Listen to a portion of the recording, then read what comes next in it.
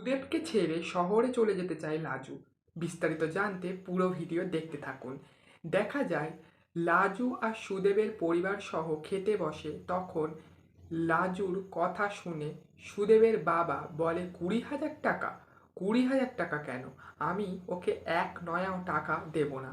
তখন সুদেবের মা রেগে গিয়ে লাজুকে বলে যে তুই আজ থেকে আর শহরে যাবি নে, তোর পড়াশুনো বন্ধ। তখন লাজু রাগান্বিতভাবে বলে যে আমি তো পড়াশুনো করবই। তারপর দেখা যায় লাজু ঘরে এসে ব্যাগপত্র গোছায়, আর তখন সুদেব এই দেখে বলে লাজু আমি তোকে তো বললাম 1 সপ্তাহ আমাকে টাইম দে, আমি তার মধ্যে কিছু একটা করার চেষ্টা করছি। তখন লাজু সুদেবকে বলে আমি তো তোমাকে বলেই দিয়েছি যে আমি তোমার সাথে আর থাকবো না।